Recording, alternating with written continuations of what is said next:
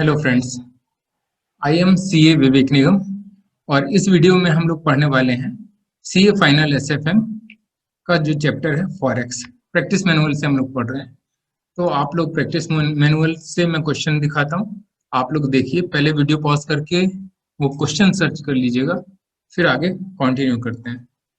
तो चलिए मैं आपको क्वेश्चन दिखा दूँ। क्वेश्चन क्वेश्चन आ जाओ, ये आ गया question. Okay, N importer booked ए फॉरवर्ड कॉन्ट्रैक्ट, ये वाला क्वेश्चन है। ठीक है, अब आप देख लीजिए अच्छे से, फिर आगे बात करते हैं।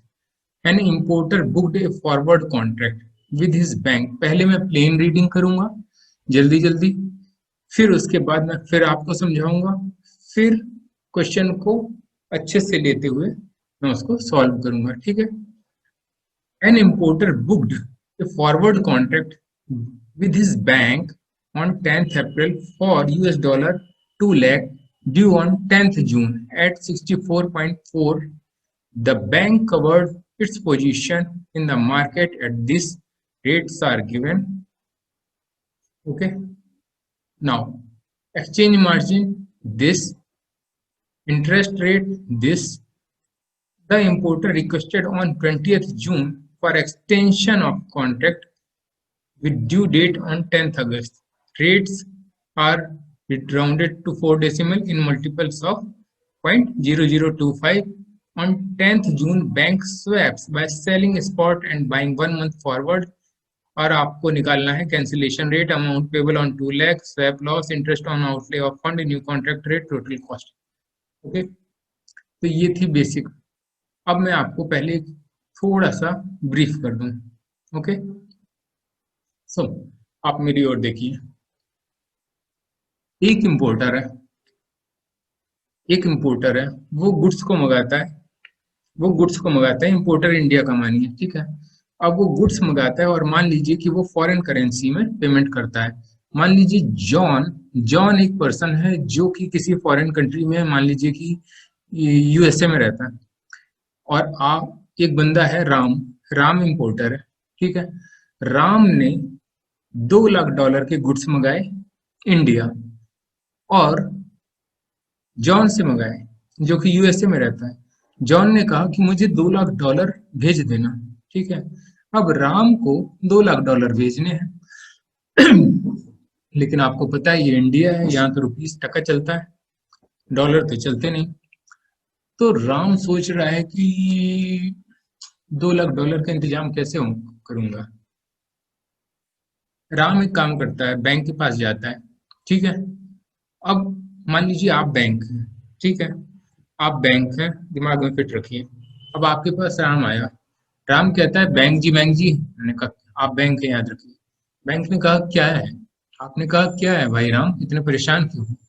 राम ने कहा कि बैंक जी 10 जून आ रही है, 10 जून को वो जॉन है ना, उससे मैंने कोई गुड्स खरीदे थे, वो पैसे मांगेगा। मुझे ऐसा है कि 10 जून को $2 लाख चाहिए है बैंक जी, कुछ भी हो हमारा ऑनर करो, कुछ रिगार्ड करो, $2 लाख दे देना।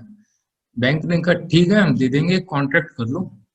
उसको फॉरवर्ड कॉन्ट्रैक्ट कहते हैं कि 10 जून को आप आ जाना, हम आपको $2 लाख दे देंगे। कौन कह रहा है, बैंक कह रहा है, यानी आप कह रहे हैं। आपने राम को कहा कि कॉन्ट्रैक्ट कर लो, आप राम को दे देंगे $2 लाख 10 जून को, और उसके बदले में उससे कुछ रुपए ले लेंगे, जैसे मान लीजिए 64 रुपए 40 पैसे ले लेंगे, या कुछ भी ले लेंगे, वो अमाउंट हो सकता है इंपोर्टर ने कॉन्ट्रैक्ट साइन किया बैंक के साथ, चला गया। अब आप बैंक हो चुकी। अब आप सोच रहे हो ये राम तो 10 जून को आएगा डॉलर लेने 2 लाख, मेरे पास अभी तो नहीं है $2 लाख। मैं एक कॉन्ट्रैक्ट ऐसा है कि कर लेता हूँ इंटर बैंक के साथ। बैंक सोच रहा है, तो आप सोच रहे हो कि मैं इंटर बैंक के साथ कॉन्ट्रैक्ट कर लेता हूँ, 10 जून को इंटर बैंक मुझे देगा, 10 जून को इंटर बैंक बैंक को देगा, और बैंक राम को देगा, और राम जो है जॉन को देगा, ठीक है। तो हुआ वास्तव में एक चीज कि राम ने गुड्स परचेज किए, ठीक है, मेन चीज ये थी।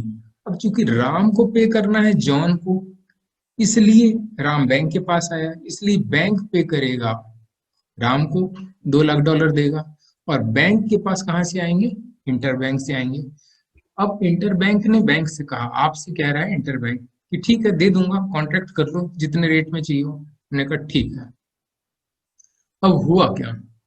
हुआ ये कि 10 जून को बैंक यानी आप वेट कर रहे थे कि आएगा राम, आएगा आएगा, राम आएगा तो मुझे रुपीस देगा, मैं उसको डॉलर दे दूंगा, और मेरे पास डॉलर पहले ही आ चुके होंगे जो कि मुझे इंटरबैंक ने दिए होंगे। इंटरबैंक के डॉलर मैं राम को थमा दूंगा, राम से जो पैसे आएंगे वो इंटरबैंक को दे दूंगा, बीच का मार्जिन मेरा, बीच का मार्जिन मेरा यानी इंटरबैंक से डॉलर खरीदूंगा सस्ते में, राम को दे दूंगा महंगे में। ठीक है, यही सोच रहे हो आप तो बैंक हो। लेकिन राम तो 10 जून को आया ही नहीं, राम 10 जून को आया ही नहीं। अब आप बैंक हो, राम तो आया नहीं और इंटरबैंक आ गया, लो भाई पोटली में, ये लो $2 लाख, लाओ मुझे रुपीस। हमने कहा भैया वो रुपीस तो मुझे राम से लेके तुम्हें इंटरबैंक जी देने थे, अब राम तो आया नहीं। बैंक कहता वो मैं सब मैं नहीं जानता। इंटरबैंक बैंक से कहता है कि मुझे नहीं पता, मुझे तो ये तुमने मुझसे कांटेक्ट किया था ना बैंक जी, ये लो अब $2 लाख लेने पड़ेंगे तुम्हें। अब तुम बैंक हो, तुम सोच रहे हो अजीब मुश्किल में फंस गया, राम आया नहीं, नालायक उल्लू का पट्टा, और लोग इंटरबैंक के हमारे घर डॉलर आ गए, अब ये पड़े पड़े सड़ रहे हैं। अब क्या करें? थोड़ी देर तक तो आप देखते रहे कि ये $2 लाख का क्या करूं, क्या करूं। कि आपने कहा हटाओ साला, बेच ही देते हैं इस डॉलर को। ओके, तो इंटरबैंक से आपके पास आ गए और आपने उसको उसी समय बेच दिए। लोगों ने बोला, दूसरे लोगों ने बोला कि भाई अभी बेचोगे तो माल अच्छा पैसा नहीं मिलेगा। आपने कहा हटाओ, मुझे नहीं मतलब है। आपने उसको स्पॉट रेट पे, जो रेट चल रहा था उसी रेट पे बेच दिया। आप बैंक हो, आपके पास इंटरबैंक से पैसा आया, आपने स्पॉट पे सेल कर दिया। लेकिन आपने सोचा कि राम नालायक तो निकला, पर इतना बड़ा नालायक नहीं है, वो कभी आएगा, हो सकता है क्या पता उसको कोई दिक्कत हो गई हो। तो बैंक यानी आप ये सोच रहे हो कि बेच तो दिया है इस बंदे को मैंने डॉलर, जो मुझे इंटरबैंक से मिला मैंने किसी थर्ड पर्सन को बेच दिया। अब ये थर्ड पर्सन से ही मैं, क्या पता, मुझे लगता है कि राम 1 महीने बाद आएगा, तो मैं एक कॉन्ट्रैक्ट कर लेता हूँ कि 1 महीने बाद यही बंदा मुझे फिर से वापस कर दे। तुमने कहा इधर आओ, थर्ड बंदे इधर आओ। बोले क्या है? बोले अभी आज जो मैंने तुम्हें बेचा है ना, ये मैं तुमसे 1 महीने बाद यही $2 लाख फिर से खरीद लूंगा।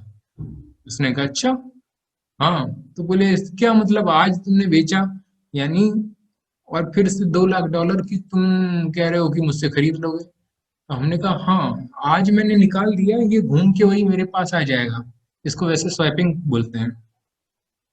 इस बंदे ने कहा ठीक है, कोई बात नहीं। आज उस थर्ड पर्सन बोल रहा है आज तुमने मुझे चलो $2 लाख बेच दिए, ठीक है, लेकिन जब तुम मुझसे खरीदोगे ना तो हो सकता है मैं तुमको थोड़ा महंगे में बेचूं, मुझे भी तो थोड़ा प्रॉफिट कमाना है। तुम कहते हो तुम बैंक हो, तुम कहते हो चलो ठीक है ये भी देख लेंगे, चलो। अब ऐसा आपने एक स्वैप कॉन्ट्रैक्ट करके भी रख लिया। अब क्या हुआ कि कुछ दिन बाद, 1 हफ्ते बाद राम आ गया, ठीक है। और राम ने कहा बड़ी तबीयत खराब हो गई थी, क्या बताएं क्या बताएं, और जॉन जो है उससे भी मेरे टर्म्स ठीक नहीं चल रहे हैं, और पैसे का भी मेरे पास रुपए का भी इंतजाम नहीं हो पा रहा है, बिजनेस बड़ा मंदा चल रहा है। तो बैंक जी, राम कह रहा है बैंक जी मैं आपको पैसे कैसे देता, इसलिए अब मैं ऐसा करो कि कॉन्ट्रैक्ट लंबा खींच दो, अगस्त तक चला दो।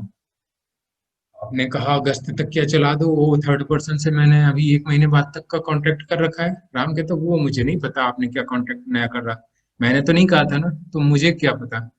लेकिन मैं ये कह रहा हूँ कि मेरा जो है अगस्त तक कर दो। आप कहते हो ठीक है। तो राम जी ऐसा करो कि जो आप बैंक हो ना, आप भूलना नहीं। आप कहते हो राम जी जो आपने मुझसे कॉन्ट्रैक्ट किया था ना, वो तो कैंसिल करना पड़ेगा। ठीक है, और एक नया कॉन्ट्रैक्ट कर देंगे। राम कहता है ठीक है, मुझे नहीं कोई दिक्कत है, चलो कर दो। तो चलिए, इतना राम कहानी के बाद हम क्वेश्चन पे आते हैं। ठीक है, तो अब क्वेश्चन क्या था, इधर आइए, ये देखिए। अब आपको क्वेश्चन मेरे ख्याल से सही समझ में आना चाहिए, आ जाएगा। ठीक है, ये इम्पोर्टर है। इम्पोर्टर ने एक फॉरवर्ड कॉन्ट्रैक्ट किया विद बैंक ऑन 10th अप्रैल। ठीक है, for US$ 2 lakh due on 10th June at this rate. बस यहीं रुक जाइए। अब मान लीजिए कि ये जो है, ये है इम्पोर्टर। ठीक है, IMPORTER, इम्पोर्टर। और ये है जॉन, JOHN, जॉन। जॉन ने इम्पोर्टर को क्या बेचे? जॉन ने इम्पोर्टर को गुड्स बेचे। इम्पोर्टर जॉन को क्या देगा? इम्पोर्टर जॉन को $, देगा। इम्पोर्टर राम है हमारा, बिल्कुल सही बात है। अब ये $2 लाख जो राम को देने हैं जॉन को, वो राम कहाँ से लाएगा? राम इसको एक बैंक से खरीद लेगा। बैंक देगा राम को $2 लाख। बैंक लेगा राम से 64.40 पर डॉलर। ठीक है ना, ये रुपीस पर डॉलर। अब ये अमाउंट बैंक कहाँ से लाएगा? अब ये $2 लाख कहाँ से लाएगा? ये इंटरबैंक 1 से बैंक लेके आएगा। इंटरबैंक बैंक से ये बैंक लेके आएगा। इंटरबैंक इसके बदले में क्या लेगा? इंटरबैंक इसके बदले में रुपीस लेगा। कितने लेगा? ये देखिए, the bank covered its position in the market at 64.2028। Bank bank interbank को 64.28 देगा। तो बैंक क्या सोचेगा कि $1 में खरीदूंगा 64.28 का और बेचूंगा 64.4 का, यानी कि हर डॉलर में, ये बैंक सोच रहा है हर डॉलर में 0.12 का फायदा। ठीक है ना, 64.40 माइनस 0.28। ये सब ख्याली पुलाव बैंक सोच रहा है, पर हमेशा ख्याली पुलाव सही नहीं होते हैं। अब आगे पढ़िए। The exchange rate of dollar in inter bank market on 10th June and 20th June are this. आप ये ध्यान रखिए कि ये जो रेट दिए हैं, ये इंटर बैंक के रेट दिए हुए हैं। Inter bank. और आपको पता है ना कि इंटर बैंक का रेट जो होता है वो इतने पोर्शन के लिए होता है। Let me please say that. देखिए, इंटर बैंक का रेट जो होता है, इंटर बैंक का रेट, ये लीजिए, इंटर बैंक का रेट जो होता है, इंटर बैंक का रेट इस पोर्शन के लिए होता है। ठीक है, यानी बैंक से लेके इंटर बैंक, इनके बीच ट्रांजेक्शन के लिए। और कस्टमर के लिए ये पोर्शन होता है। ठीक है, तो कस्टमर के लिए जो इंटर बैंक का रेट है वो वही नहीं होता है जो कि बैंक का इंटर बैंक के साथ होता है। ठीक है, यदि इंटर बैंक रेट दिया हुआ है, आईबी रेट दिया हुआ है, और आपको कस्टमर के साथ क्या ट्रांजेक्शन करना है, वो रेट निकालना है। देखिए, आईबी के दो रेट होते हैं, आईबी आईबी बाइंग रेट, ठीक है, और आईबी सेलिंग रेट। ठीक है, अब यदि आपको ये बैंक का कस्टमर के साथ रेट निकालना है तो आईबी बाइंग रेट में कमीशन हटा दीजिए, और यदि सेलिंग रेट निकालना है तो कमीशन आईबी सेलिंग रेट में जोड़ दीजिए। ठीक है, क्योंकि हम जब बाय करेंगे, जाहिर है सस्ते से सस्ता में बाय करना चाहेंगे। ठीक है, इसलिए कमीशन घटा दिया जाता है, और बेचना चाहेंगे कस्टमर को महंगे से महंगा में, यानी इंटर बैंक से जितना खरीदे ना उससे ज्यादा में बेचना चाहेंगे, इसलिए कमीशन ऐड कर दिया जाता है। तो चलिए हम लोग कहाँ थे, यहाँ ये सारा ट्रांजेक्शन हो चुका था और हमको ये भी पता चल गया था, ये हमको ये पता चल गया था कि ये कस्टमर जो है ना बहुत नालायक था, आया नहीं। एक्सचेंज मार्जिन 10% दिया है, ये वो इसी के लिए है, रेट चेंज करने के लिए।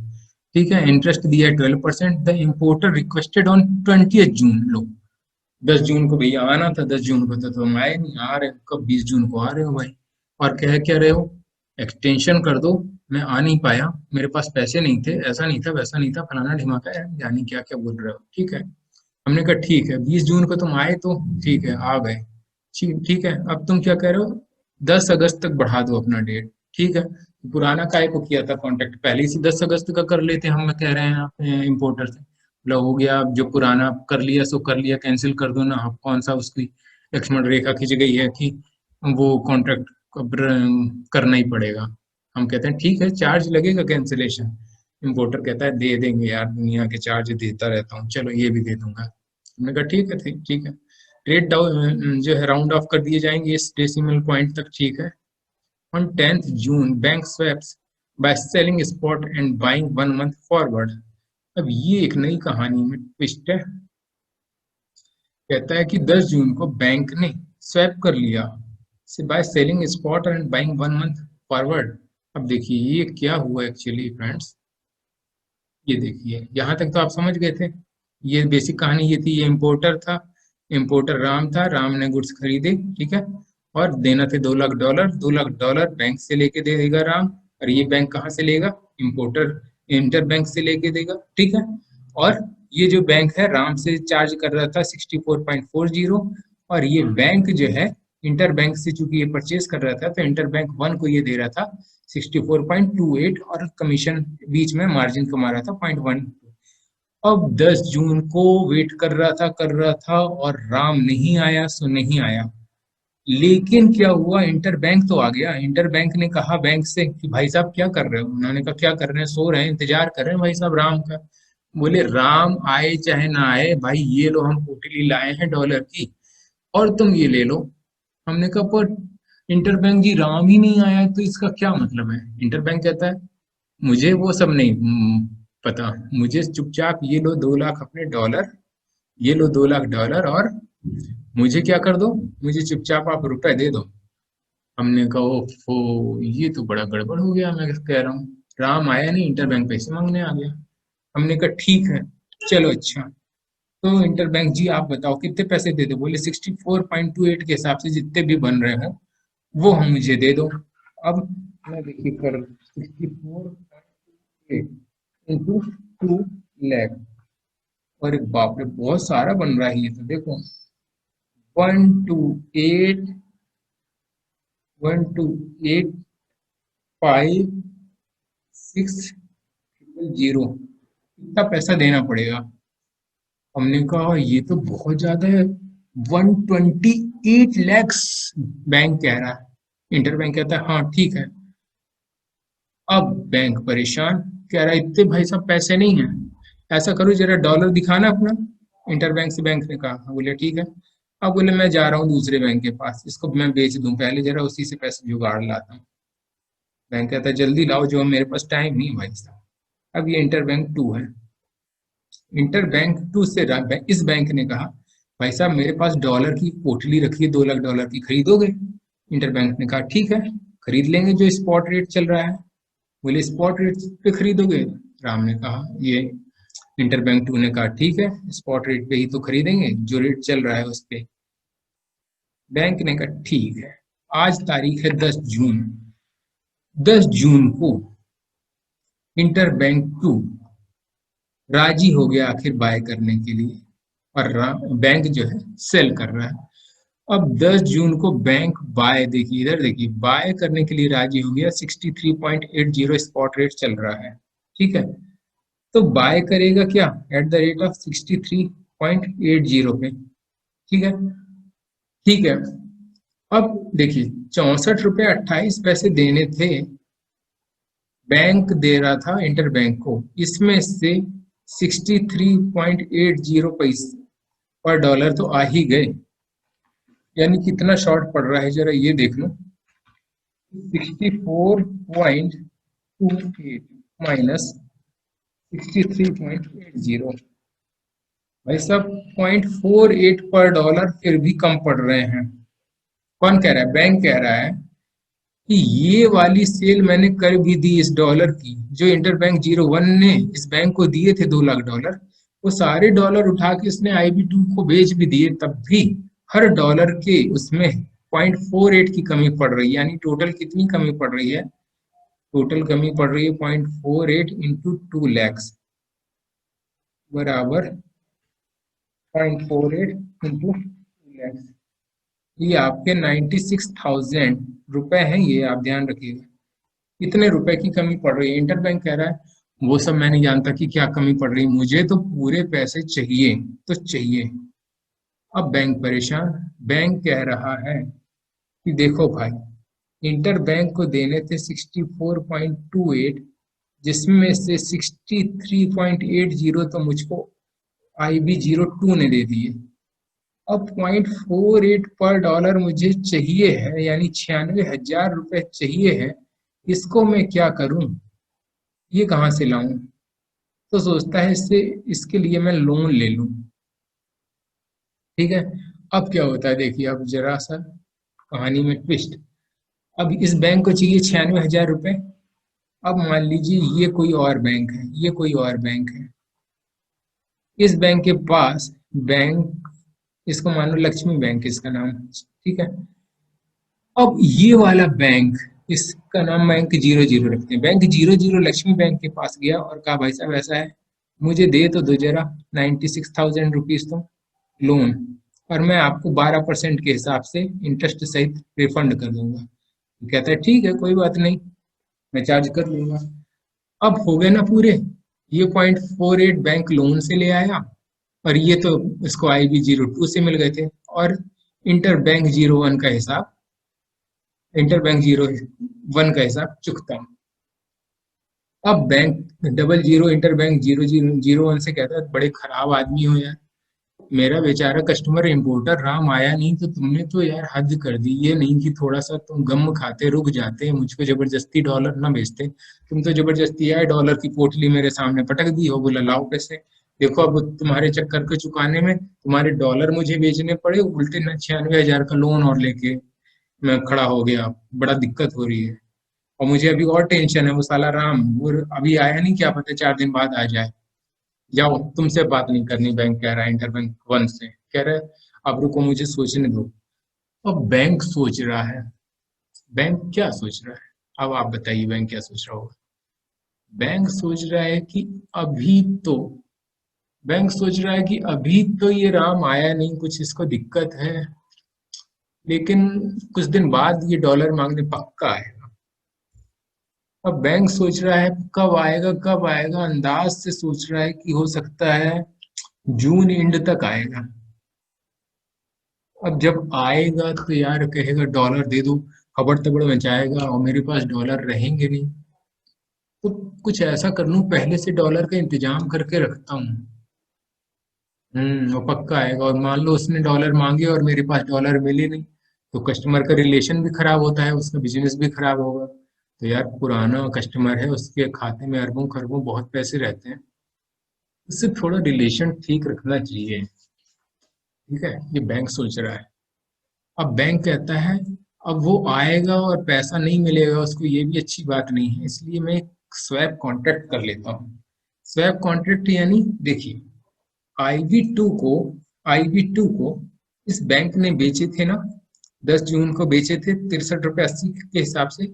अब ये बैंक 00 बैंक IB2 से बोल रहा है, इंटर बैंक 2 से बोल रहा है कि बेटा आज तो मैं तुम्हें बेच रहा हूँ ये 2 लाख डॉलर, क्योंकि मेरे कोई मतलब के नहीं है, लेकिन 10 जून को राम आएगा तो ये डॉलर तुम मुझे वापस बेच देना, यानी मैं फिर से खरीद लूंगा। इंटर बैंक 2G, तुम मुझे फिर से सेल कर देना ये 2 लाख डॉलर। ये कहता है कब, कब तुम खरीदोगे? बोलता है मैं जून लास्ट में खरीदूंगा।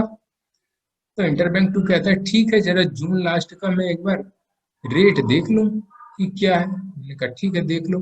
अब जून लास्ट को सेल करेगा इंटरबैंक 2। अब देखिए 1 मिनट, जून लास्ट का क्या रेट है, ये देखिए, ये 10 जून को बात हो रही है, ये सेल करेगा, ये रेट है 63.95। कहता है ठीक है मैं बेच दूंगा, रेट इसका 63.95 है, IB2 कह रहा है। यानी IB2 अब सोचेगा कि ठीक तो है यार, 63 रुपये 80 पैसे का $1 खरीदा था और 63 रुपये 95 पैसे का बेच रहा हूँ। यानी IB2 को कितना फायदा हुआ, IB2 को कितना फायदा हुआ, 63.95 माइनस 63.80 बराबर 0.15, ठीक है, रुपीज पर डॉलर। जितना IB2 को फायदा हुआ उतना ही बैंक को नुकसान हुआ, ऑब्वियसली। ठीक है, यदि मैं डॉलर पूरा पूरा निकाल लूं तो $2 लाख पे ये 30,000 का फायदा IB2 को हुआ, या 30,000 का नुकसान बैंक को हुआ, बैंक अपने बैंक 00 को हुआ। ठीक है, वो हमने बस निकाल के रख लिया। ठीक है, अब ये सेल कर देगा।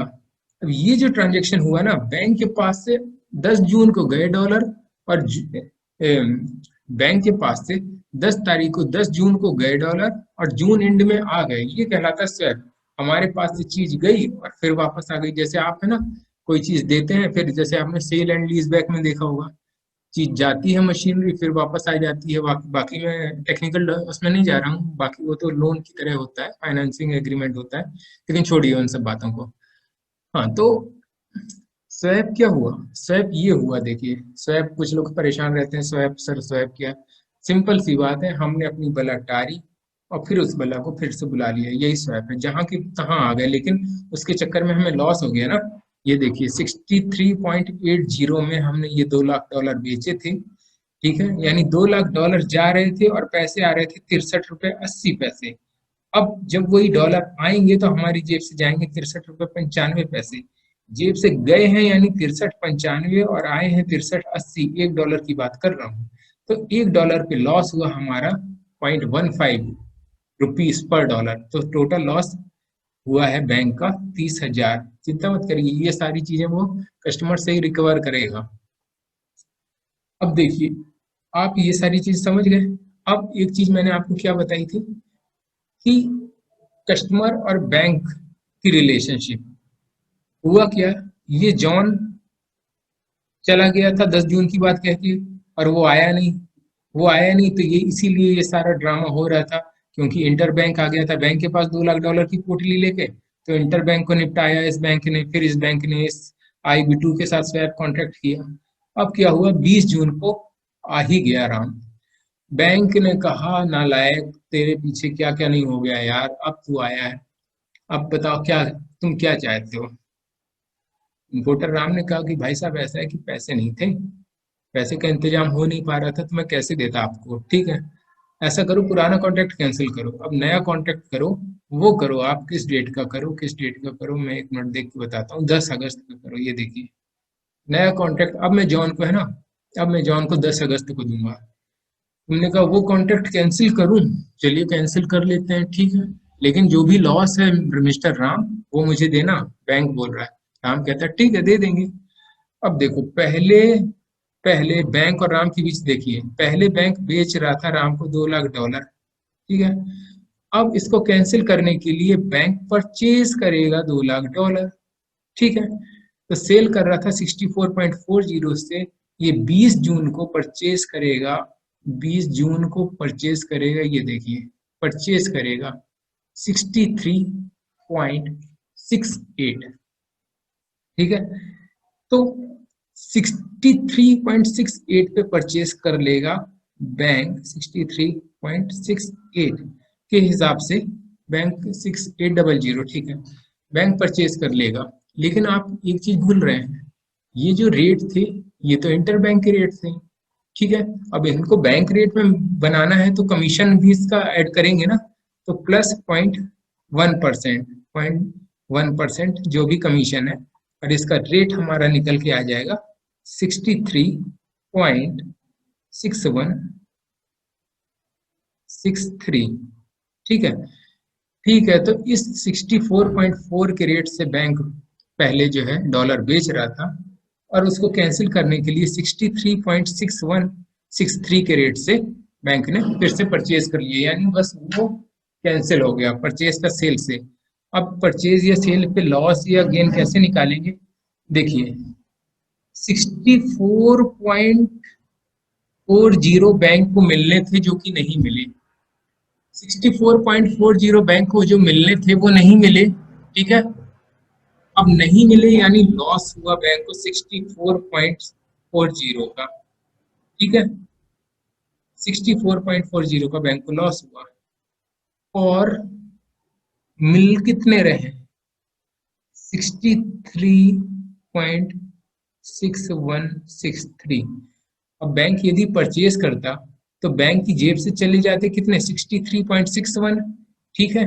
लेकिन अब चूंकि ये फिक्टिशियस ट्रांजेक्शन है, नेट पे सेटल होता है, तो ये बैंक के पास की जेब से गए नहीं, इसलिए ये बैंक को गेन हुआ। ये आप समझ गए ना? 64.40 बैंक के पास आने थे जो कि आए ही नहीं, तो ये लॉस है बैंक का, 64.40 का लॉस हुआ।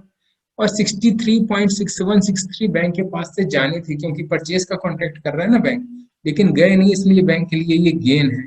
यानी नेट निकालिए, लॉस ज्यादा हुआ कि गेन, मैं आपको बताता हूँ। 64.40 माइनस 63.6163। अच्छा, तो ये तो यार बैंक को $1 में कितना लॉस हो गया, ये देखिए 0.7837। और यदि ये $2 लाख पे टोटल ये चूंकि हुआ है इंटू 2 लैक्स, 1,56,740 का बैंक को लॉस हो गया, ठीक है। तो 1,56,740 का लॉस बैंक कहाँ से रिकवर करेगा? ऑब्वियसली कस्टमर से ही करेगा, ठीक है फ्रेंड्स। अब देखिए, और एक चीज हम भूल रहे थे, ये जो 96,000 का बैंक से लोन ले रखा था इस बैंक से, उस पे इंटरेस्ट भी चार्ज होगा। 12% का रेट दिया है, 96,000 इंटू 12%, और 10 दिन के लिए है, ठीक है। पर एनम मैं मान रहा हूँ, और 360 डेज मान रहा हूँ, तो 320 रुपए का इंटरेस्ट आया। 320 रुपए का इंटरेस्ट आया। तो फ्रेंड्स, ये इंटरेस्ट भी किससे वसूल कर लिया जाएगा? ये इंटरेस्ट भी कस्टमर से वसूल कर लिया जाएगा। ये 320 रुपए का इंटरेस्ट कस्टमर से वसूल कर लिया जाएगा फ्रेंड्स, ओके। तो ये आ गया हमारा 320 का इंटरेस्ट, ओके। अब देखिए, सारी चीजें हमारी निकल आई हैं। एक चीज और है, फॉरवर्ड, नया फॉरवर्ड कॉन्ट्रैक्ट करना है ना। फॉरवर्ड कॉन्ट्रैक्ट किस डेट का कर रहा है, ये मैं देख लूं। फॉरवर्ड कॉन्ट्रैक्ट किया है 10 अगस्त का, ये 20 जून को ये सब हुआ है नया कॉन्ट्रैक्ट, तो 20 जून को 10 अगस्त का ये आइए अगस्त में। अब रेट ये दिया है, ठीक है। अब बताइए बाय लगेगा कि सेल? तो देखिए यहाँ आइए, ओरिजिनल कॉन्ट्रैक्ट, ओरिजिनल कॉन्ट्रैक्ट ये जो बैंक का था, अब नया कॉन्ट्रैक्ट करेगा। अब नए कॉन्ट्रैक्ट में $2 लाख बैंक सेल करेगा, ठीक है। $2 लाख सेल करेगा, तो रेट दिया हुआ है इसमें सेलिंग का, ये 64.2500, लेकिन ये इंटरबैंक का रेट है, इसलिए इसको सही उसमें लाने के लिए, बैंक के साथ लाने के लिए कमीशन ऐड कर लिया जाएगा। 64.2500 में उसका कमीशन ऐड करने के बाद ये आ जाएगा 64.3143। ये हमारा नया रेट आ जाएगा। तो फ्रेंड्स, ऑलमोस्ट हम लोगों ने सब सॉल्व कर लिया। वो चीज जो मैंने आपको अभी वर्बली बताई, वो बुक में भी दी है, थोड़ा सा दूसरे ढंग से। अब हम बुक को एक बार रीड कर लेते हैं। देखिए, कैंसिलेशन रेट, कैंसिलेशन रेट ये आपका कब आया है? देखिए, ऑन, ये तय हुआ है ऑन 20 जून, ठीक है। ये मार्केट बाइंग रेट जो था आपका कैंसिलेशन, अच्छा, कैंसिलेशन रेट जो है आपका, ये आप निकाल रहे हैं। तो एक्चुअली में आप सेल कर रहे थे ना, ओरिजिनल कॉन्ट्रैक्ट में आप डॉलर सेल कर रहे थे, उसको काटने के लिए आपको बाइंग रेट लेना था, ठीक है ना। तो आप ये कैंसिलेशन जो आपका हुआ 20 तारीख को हुआ, ठीक है। तो आप देखिए, 20 तारीख को ये था, ये रेट 63.68 इंटर बैंक का रेट था, ठीक है। इन्होंने इस बैंक का रेट, चूंकि बाय का केस है इसलिए मार्जिन घटा दिया, इसलिए रेट ये निकल के आ गया, ठीक है। अमाउंट पेबल ऑन 2 लाख, ये हम देख चुके थे कि बैंक सेल कर रहा है, ये कब अपन ने निकाला है, ये अपन ने निकाला है 20 जून को, ये सारी चीजें तय हुई। 64.40 पर ये बाय कर रहा था, 64.40 बैंक के पास आने थे, ठीक है, जो कि बैंक के पास आ ना सके कैंसिल करने के कारण, इसलिए ये लॉस है। अब उसको कैंसिल करने के कारण बैंक जो है अपोजिट कॉन्ट्रैक्ट कर रहा था $2 लाख कस्टमर से बाय करने का, तो 63.6163 बैंक के पास से जाने थे जो जा ना सके, इसलिए ये गेन है। ये लॉस माइनस गेन यानी कि बैंक को लॉस, बैंक को लॉस है तो ये कस्टमर से बैंक रिकवर कर लेगा, ठीक है। और ये रेट कैसे आया फ्रेंड्स, ये रेट यही रेट है जो कि आपने निकाला है कैंसिलेशन रेट, ठीक है। आगे आते हैं स्वैप लॉस। स्वैप लॉस भी हम लोग फ्रेंड्स निकाल चुके हैं, सीधी सी बात है। ये जो हम लोगों ने निकाला था ना स्वैप लॉस, ये है, देखिए बैंक जो है सेल कर रहा था 63.95 में, और IB2 के लिए मैं बता रहा हूँ बाय कर रहा था 63.80 में। तो देखिए ये दे रहा है ना स्वैप लॉस, ये, और ये 2 लाख से मल्टीप्लाई कर दिया, ये बैंक का आ गया, ठीक है, 10 जून को, ठीक है। अब आगे आप आए interest on outlay of funds, ठीक है। ये आपने, ये वही तब की बात है 96,000 का लॉस, जब हमने 96,000 का निकाला था। तो देखिए आप आए थे यहाँ पे, आपने आपने 64.28 जो है ये इस इंटर बैंक को दिए थे, और $2 लाख बेच के हर डॉलर से 63.80 कमाए थे, यानी 0.48 का हर डॉलर पे लॉस सहा था, जो कि आपने उतना अमाउंट बोरो करके दिया था, है ना, याद है, थर्ड पर्सन से। तो वो चीज आपकी 96,000 का वो आ गया, ये है। अब चूंकि जैसे ही कस्टमर नया आया, हमने उसको पकड़ा और कहा कि हमारा इंटरेस्ट इंटरेस्ट लाओ, और ये लो अपना जो है, मैं तुम्हारा कॉन्ट्रैक्ट रिन्यू कर देता हूँ, तो 320 का इंटरेस्ट आ गया। न्यू कॉन्ट्रैक्ट रेट बिल्कुल नया होगा। अब आप सेल कर रहे थे, ये 10 अगस्त का है ना आपका, 10 अगस्त को वो ये कह रहा था, ठीक है। न्यू कॉन्ट्रैक्ट रेट ये तय कब किया गया है आपका, 20 जून को ये चीज तय कर दी गई। अब चूंकि ये जो रेट दिया था सेलिंग रेट, तो सेलिंग रेट, क्योंकि देखिए आप थे आप थे इम्पोर्टर और ये था बैंक, बैंक को बेचने थे आपको $2 लाख, तो बैंक बेच रहा था, तो 10 अगस्त के लिए 64.25 इंटर बैंक का रेट था, ठीक है। और इसमें ऐड कर दिया मार्जिन, तो आपका ये रेट आ गया, ठीक है। टोटल कॉस्ट कुछ नहीं है, ये 320 रुपए का आपका इंटरेस्ट आ गया। 30,000 रुपए का स्वैप लॉस हम निकाल ही चुके हैं, 156,740, ये 2 लाख पे आया, और ये हमारा टोटल सॉल्व हो गया। तो फ्रेंड्स क्वेश्चन में कुछ नहीं था, थोड़ा सा लॉजिकल क्वेश्चन है, और मैं आपको बता दूं एग्जाम में बहुत बार आ चुका है और आने की उम्मीद भी है। तो इसको एक बार रुक के ठहर के देखिएगा, यदि आपको न समझ में आए तो आप किसी चीज में डाउट हो तो आप मुझसे कमेंट बॉक्स में कमेंट कर कर पूछ भी सकते हैं, ठीक है फ्रेंड्स। तो ठीक है फ्रेंड्स, अच्छे से मेहनत करिए, तैयारी करिए, all the best for your next exam. Okay, keep learning always. Thank you.